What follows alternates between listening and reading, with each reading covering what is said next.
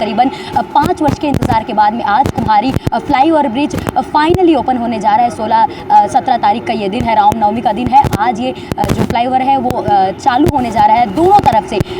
2018 के बाद में इस फ्लाईओवर ब्रिज को ऑन किया गया था। सबसे पहले ये फ्लाईओवर ब्रिज को ऑन किया गया था, इसकी एक साइड को ऑन किया गया था। अब जाकर इसकी दोनों साइड्स को ऑन कर दिया जाएगा। दोनों जो आवागमन के लिए ये जो लोग हैं जो रायपुर से दुर्ग या फिर जो लंबे लंबे सफ़र करते हैं उनके लिए अब ये ब्रिज दोनों तरफ से चालू हो जाएगा और साथ ही उनकी जो सुविधा के लिए ये पूरी तरीके से तैयार है। हम आपको बता दें कि 2018 से इस ब्रिज का कंस्ट्रक्शन लगातार हो रहा था और अगर हम बात करें अगर टाटीबंध के अगर ब्रिज फ्लाईओवर जो क्रॉसओवर ब्रिज है उसको छोड़कर अगर हम बात करें तो टाटीबंध से और नेहरू नगर के बीच में 4 ऐसे फ्लाईओवर ब्रिज आते हैं, जिसमें से ये कुम्हारी ब्रिज जो है वो पहला है। उसके बाद में डबरापारा फ्लाईओवर ब्रिज, उसके बाद में पावर हाउस जो ब्रिज है जो क्रॉसओवर ब्रिज है, उसके बाद में सुपेला का जो ब्रिज है वो आता है। जिस अगर गिनने पे जाए तो अपन 4 ऐसे फ्लाईओवर ब्रिज है जो रायपुर से लेकर जो है नेहरू नगर के जो ब्रिज है वहाँ तक की जो आसानी होती है लोगों के आवागमन के लिए ये ब्रिज को खोल दिया जाएगा। हमको बता दें कि करीबन 280 करोड़ से इस पूरे चारों ब्रिज की जो लागत है उस लागत से इस चारों ब्रिज को शुरुआत की गई थी, लेकिन बनते बनते इसकी लागत करीबन साढ़े 300 करोड़ पूरी लागत में लगी है। और अगर हम इस कुम्हारी फ्लाईओवर ब्रिज की अगर हम बात करें तो इसमें करीबन 36 करोड़ की लागत इसी फ्लाईओवर जो कुम्हारी का ये जो ब्रिज है उसमें आई है। हमको बता दें कि ये एक ऐसा घनी वाला एक ऐसा एरिया था कि इस फ्लाईओवर ब्रिज के निर्माण के दौरान इस जगह में आपको अक्सर बहुत ज़्यादा भीड़ ट्रैफिक देखने को मिलती रही होगी।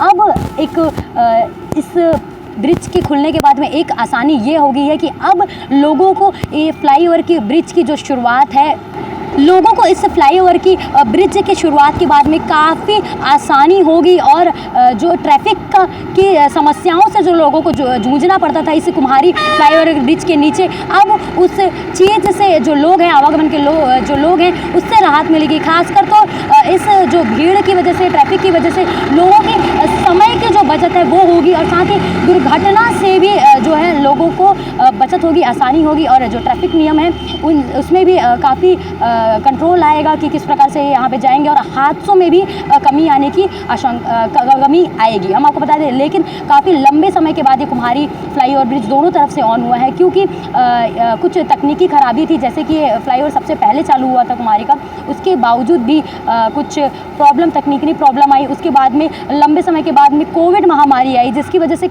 जो ब्रिज की जो कंस्ट्रक्शन है उसमें काफ़ी देरी आई है। हम आपको बता दें कि अब कुछ ही देर में इस दोनों जैसे कि आप देख सकते हैं मेरे पीछे एक साइड है वो अब भी चल रही है जिसमें आवागमन जारी है, लेकिन जो दूसरा साइड है वो हमेशा से क्लोज बंद रहा करता था, जिसको अब कुछ ही देर में जो है चालू कर दिया जाएगा। इस वक्त और इस ब्रिज पर यातायात जो है सतीश ठाकुर जी जो है जिस पे वो मौजूद हैं, जो कुछ ही देर में इस जगह को क्लीन हो चुका है। ये पूरा जो ब्रिज है अब इसे आवागमन के लिए चालू कर दिया जाएगा। इस चारों ब्रिज को जिस लिए बनाया गया था, जिस मोटिव से बनाया गया था, वो मोटिव अब इस कुम्हारी फ्लाईओवर ब्रिज बनने के बाद में पूरा हो जाएगा। ये जो 4 ब्रिज थी इसे जो सिटी के अंदर से जो लोग जाते थे, जो बड़ी बड़ी हैवी ट्रक्स जाती थी और जिसकी वजह से दुर्घटना होती थी, उस चीज़ों को कंट्रोल करने के लिए, लोगों का समय बचाने के लिए ये 4 फ्लाईओवर का निर्माण किया था। विकास के लिए इस चारों फ्लाईओवर का निर्माण किया था, जिसके ये जो कुम्हारी फ्लाईओवर है ये काफ़ी एक ऐसा फ्लाईओवर हो गया था जिसमें लोगों की नज़र होती थी। लोग अक्सर परेशान होते थे इस कुम्हारी से गुजरते हुए कि कब ये कुम्हारी का ब्रिज बनेगा, तो अब बन चुका है। और जो शहर के अंदर की जितनी भी 4 फ्लाईओवर ब्रिज है, कुम्हारी जो डबरापारा, उसके बाद सुपेला और पावर हाउस, अब इनकी जो है पूरी तरीके से आवागमन चालू हो जाएगी। तो लोगों को अब पूरी तरीके से आसानी हो जाएगी। जो रायपुर से दुर्ग जाएंगे, रायपुर से नागपुर, मुंबई, जबकि जो रास्ते होते हैं उसमें उनकी सिटी के अंदर से नहीं गुजरना पड़ेगा और समय की बचत होगी और साथ ही साथ दुर्घटना से, ट्रैफिकों से वो बचे रहेंगे। और क्या कुछ अपडेट इस खबर को लेकर होगा, कैसे ये चीज़ें अभी यहाँ से चलेंगी, हम पूरा आपको विजुअल के माध्यम से दिखाने की कोशिश करेंगे और डीएसपी साहब से भी हम बात करने की कोशिश करेंगे कि क्या कुछ वो कह रहे हैं।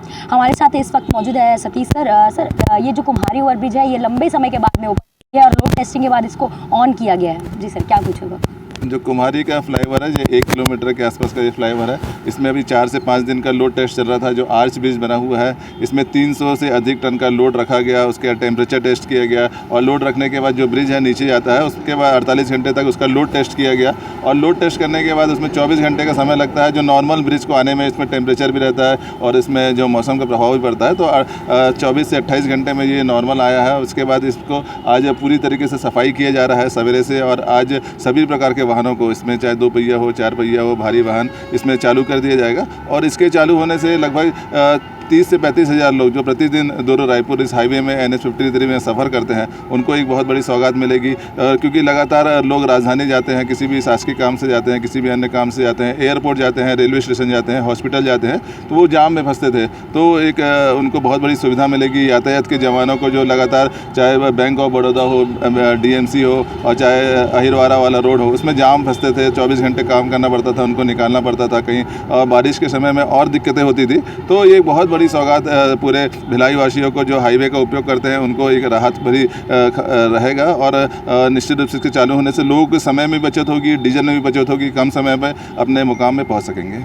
जी, तो ये थे सतीश ठाकुर जी। जैसे कि ये पता चला होगा कि ये तो जो है ये कुम्हारी फ्लाईओवर ब्रिज, ये आर्च की वजह से जो है इसमें तकनीकी खराब थी, उसकी वजह से ये लंबे समय से अपने कार्य पे था, जो अब पूरा हो चुका है। और अब पूरे जो लोडिंग टेस्ट के बाद में अब इस ब्रिज को कुछ ही देर में खोल दिया जाएगा। और अभी अन्य खबरों के लिए बने रहिए दैनिक चिंतक के साथ में। धन्यवाद। आप देख रहे हैं दैनिक चिंतक। आगे की अपडेट के लिए बने रहे हमारे साथ। हमारे चैनल को लाइक, सब्सक्राइब और शेयर करना ना भूलें।